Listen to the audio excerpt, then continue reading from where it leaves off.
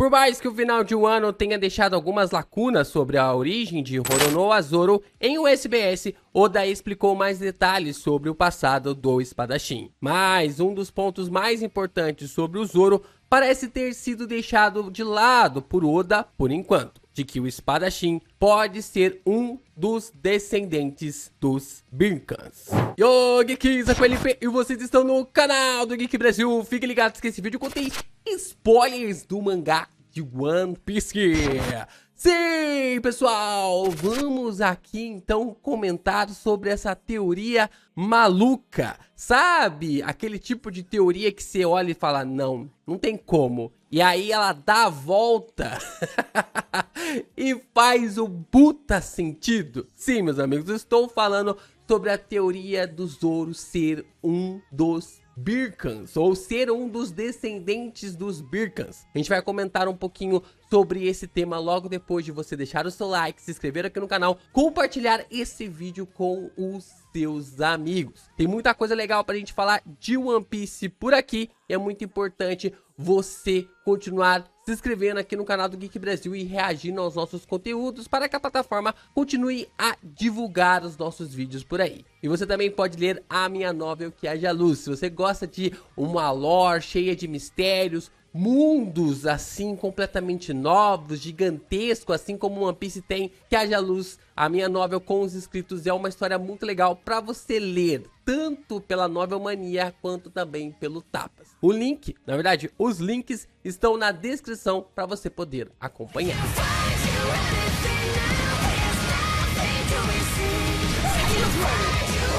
Vamos lá, eu queria trazer aqui uns comentários bem referente às ideias relacionadas a Roronoa Zoro e sua origem e sua possível conexão com os Birkans. E eu queria agradecer ao pessoal da OPEX, que tem alguns textos bem legais, bem interessantes, e eles trazem bastante conteúdos lá também. Por mais que eles pararam de traduzir o capítulo semanalmente, eles ainda têm muitos conteúdos interessantes para abordar e trazer. Então, cara, visitem o site deles porque tá incrível e muita coisa que tá nesse vídeo eu tirei de lá também. O Wano foi nos apresentado como a terra dos samurais. Então, desde o começo, muitos fãs do Zoro ficaram esperando que tivéssemos um desenvolvimento do espadachim como o Sanji teve em Roll Cake, porque é claro que foi uma coisa atrás da outra. Nós tivemos todo o desenvolvimento do Sanji em Roll Cake, focado na sua origem, focado ali no personagem, a forma como ele conheceu o Zeff, a forma como ele era tratado como lixo pela sua família. E é claro que os fãs do Zoro também queriam um destaque para o personagem, contando um pouco mais sobre a sua infância e também sobre sua origem, a forma como o personagem foi criado, ou pelo menos como decidiu se tornar um caçador de piratas. Mas o desenvolvimento do Zoro veio, só que não se tratou da sua origem, mas reafirmou o sonho do personagem para ser o rei dos espadachins, como ele vai continuar atropelando tudo e a todos para chegar no posto de maior espadachim de todos os tempos, despertando assim no personagem o Haki do Conquistador, um poder que somente aqueles que almejam as maiores montanhas podem despertar, que tem ali os maiores sonhos, as maiores convicções. Essa é a forma e este é o poder de Roronoa Zoro para conseguir derrotar o King, um dos braços de Kaido no combate em Wano. Mas mesmo assim, ficamos nos perguntando sobre sua origem e como ele era extremamente parecido com o Shimotsuki Uchimaru. Até mesmo isso foi reforçado por Kawamatsu e Hyogoro, de que o Zoro era idêntico ao Uchimaru. Isso é uma coisa que ficou por muito tempo na fandom de One Piece, na época que nós estávamos acompanhando o semanal de Wano, de que, o Zoro só pode ser filho do Uchimaru, é tanto segredo, é tanto mistério, é tanta coisa envolvendo esse personagem. Então, com certeza, o Zoro tem que ter alguma conexão, alguma ligação com esse personagem. O Oda veio e jogou um balde de água gelada em nós, mas nem tanto. Então, em um SBS, o Oda explicou que o Zoro é mesmo descendente de Orochimaru, mas ele não era o seu pai. Orochimaru era seu tio-avô. Nós observamos então na linha cronológica relacionado ali a One Piece que Shimotsuki Ryuma era descendente distante de Zoro. Então, depois de muito tempo, nós observamos a Furiko. Cara, esse nome é intancável. Eu vou tentar não rir.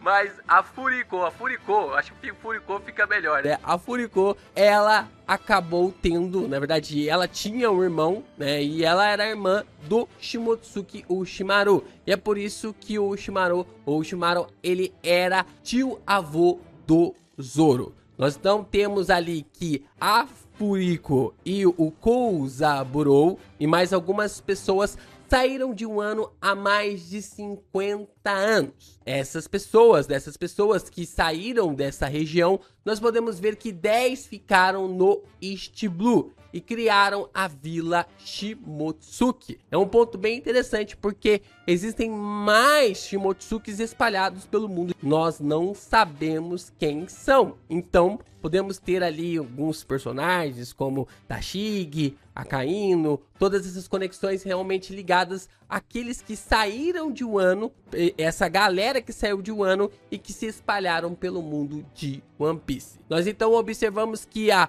Furiko casou ali com Roronoa Pinzoro e assim eles tiveram Roronoa Arashi, que casou com a filha de um dos bandidos que viviam na região que a Vila Shimotsuki foi implantada. E essa garota se chamava Terra. Nós temos então Roronoa, Arashi, Terra e assim Arashi e Terra tiveram Roronoa Zoro. O pai do Zoro morreu lutando contra piratas e sua mãe morreu de uma doença. Nós não sabemos se isso está ligado diretamente ao Zoro ter se tornado caçador de piratas, porque o que ele fala pra nós é que ele se tornou caçador de piratas para sobreviver, já que ele havia se perdido da Vila Shimotsuki e não conseguiu retornar para lá, não conseguiu retornar para sua terra natal. Zoro passou a ser criado pelas pessoas da vila e treinava seguindo as artes de Koshiro, ligado completamente às artes que vieram do país de Wano. Mas as revelações de que Zoro pertencia ao clã Shimotsuki abre ainda mais precedentes para as coisas bizarras do mangá. Com o final de Wano,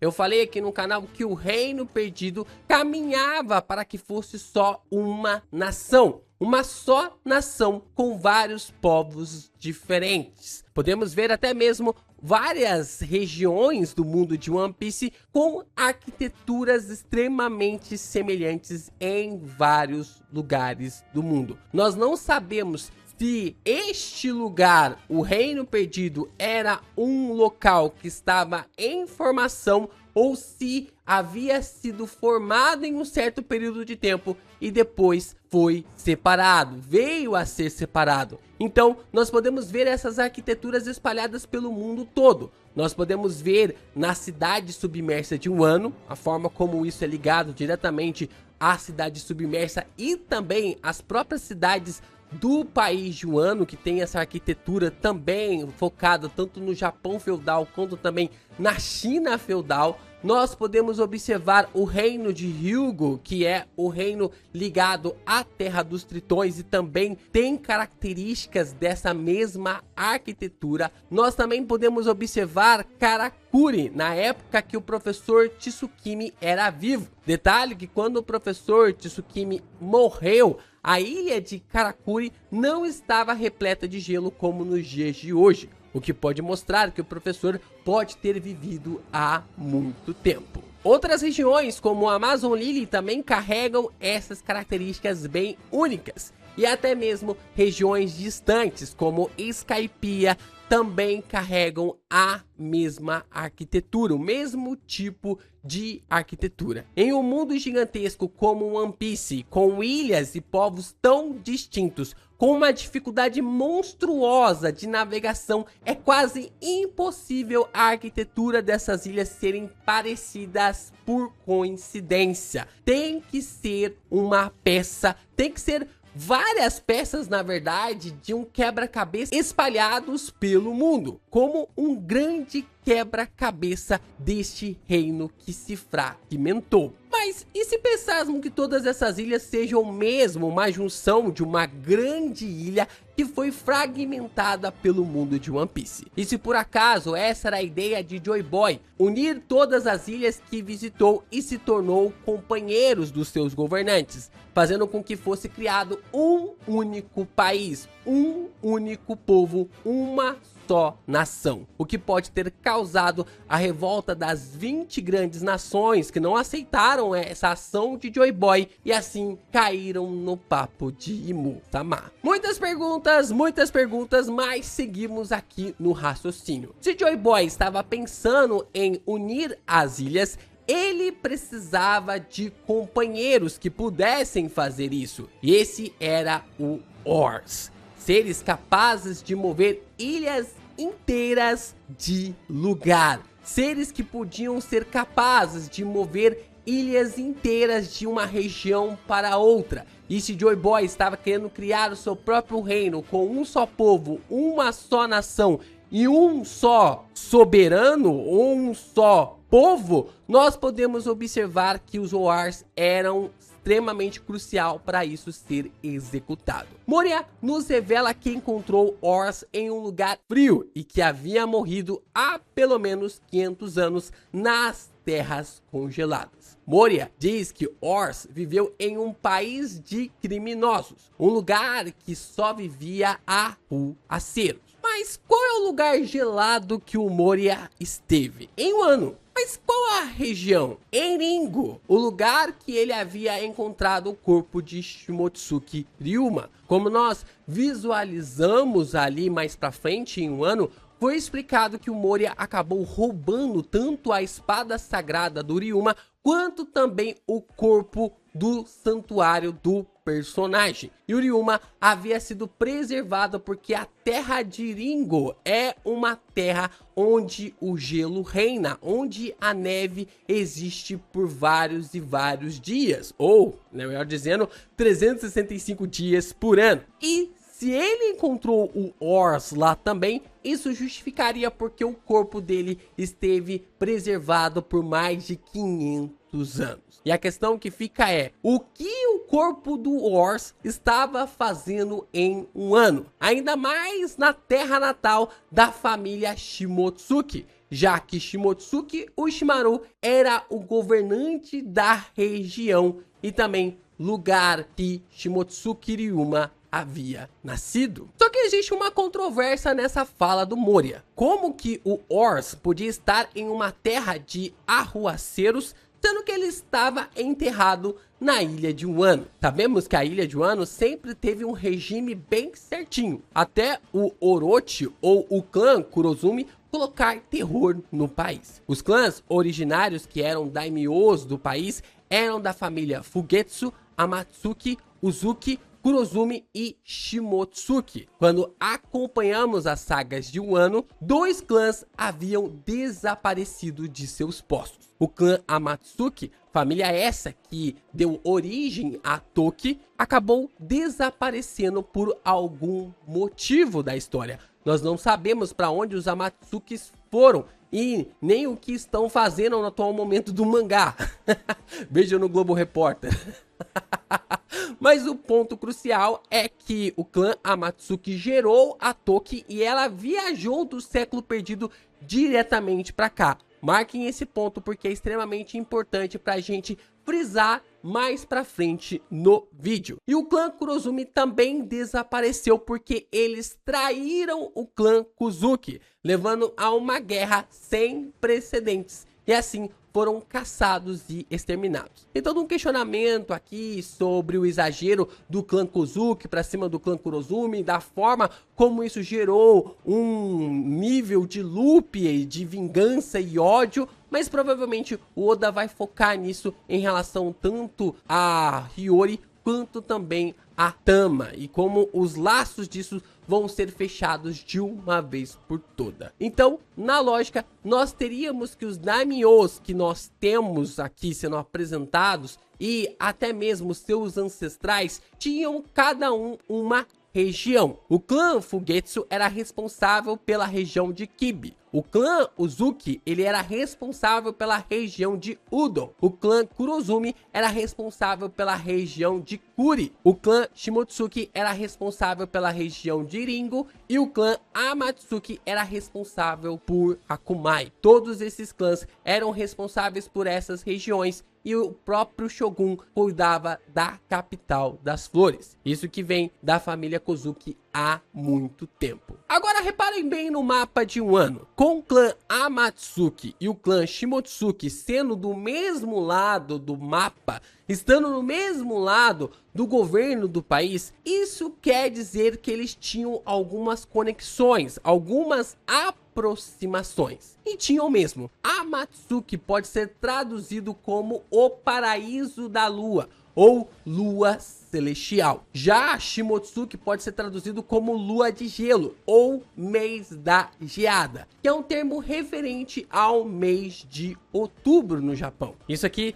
vai dar outro vídeo aqui no canal sobre quem vai ser o grande oponente do Zoro ainda em Egghead. Mas isso é para outro assunto. Os dois clãs estão conectados com a lua indiretamente, mas indiretamente. Então, voltando para a fala desse cara aqui, vamos falar então sobre essa fala controversa do Moria. Um país com essa organização, como o Wano sempre propôs, como poderia ser um país de arruaceiros? Como poderia ser um país desorganizado, bagunçado? Nós temos uma inversão aqui. Moria estava dizendo que o Wano era o país de piratas, o berço da pirataria. Uma forma de que piratas hoje são considerados como criminosos, mas antigamente o primeiro pirata era quem? Era Joy Boy. O primeiro pirata era aquele que mais queria entregar liberdade para as pessoas. Um garoto alegre que queria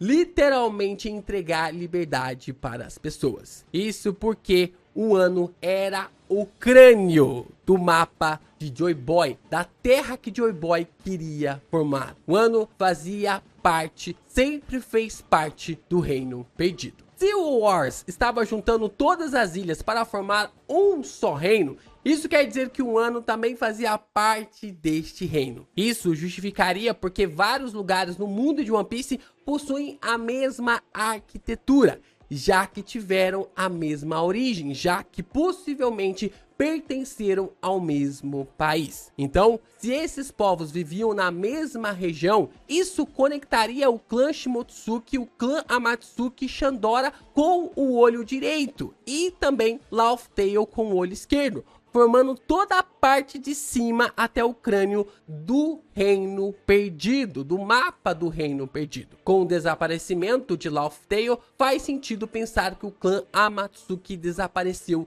na guerra também, já que Toki parece ter sido alguém muito ativa durante o século perdido, sabendo que algum dia alguém herdaria os poderes de Joy Boy. Mas essas conexões não param por aí. Como sabemos, Roronoa Zoro carrega 3 brincos na sua orelha esquerda desde o começo do mangá. Esses brincos até agora não tiveram nenhuma explicação, mas parece que temos uma conexão com outro painel, de alguém também usando 3 brincos na orelha, de uma forma muito até mesmo ancestral. Então nós temos esse símbolo do Zoro que parece não estar ligado nada com nada, mas que talvez tenha uma conexão bem interessante. Na capa do capítulo 470 e 472, nós vemos os 2 títulos do capítulo de uma forma muito interessante. Oars versus o Bando do Chapéu de Palha,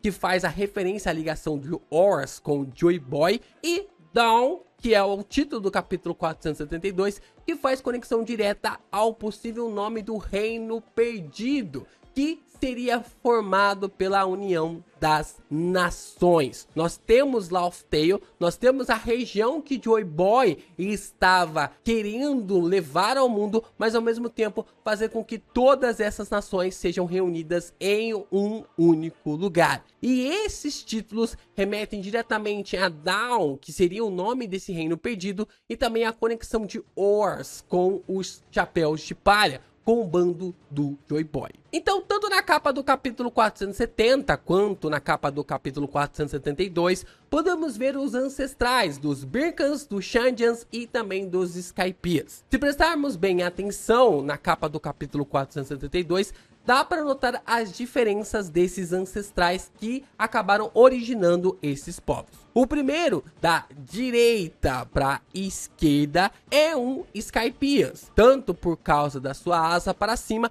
como também das suas antenas na cabeça. Como os Skypians têm essa anteninha que mostra que são eles aqui nessa imagem do Enel. O segundo é um Shandian, pela roupa de nativo e pela caracterização das asas também. E o terceiro é um Birkan, por causa da curvatura das asas para baixo, parecido com o que os Birkans apresentaram na saga de Skypiea. Então, desse povo que veio da Lua, repara só o que temos na cabeça do ancestral dos Birkans. Olha só, olha o que temos na cabeça do ancestral dos Birkans. 3 pingentes como se fossem brincos pendurados. Então, é só conectar as coisas. Um tesouro que o Zoro não abre mão, pingentes que estavam com os Birkans na lua, Shimotsuki, que tem como origem o significado de lua de gelo,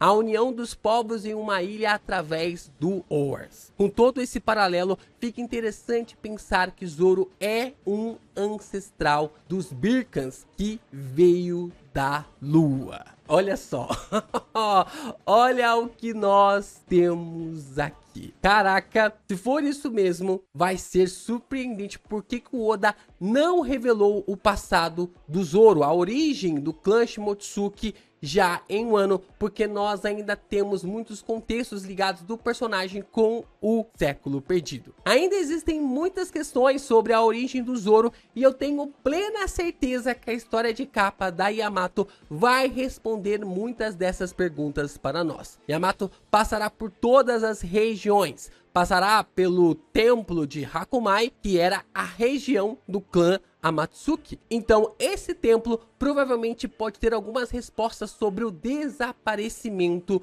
do clã Amatsuki. E termina a sua jornada, a Yamato termina a sua jornada em Ringo, a terra dos ancestrais do Zoro. Muita coisa vai acontecer nessa história de capa, então fiquemos atentos.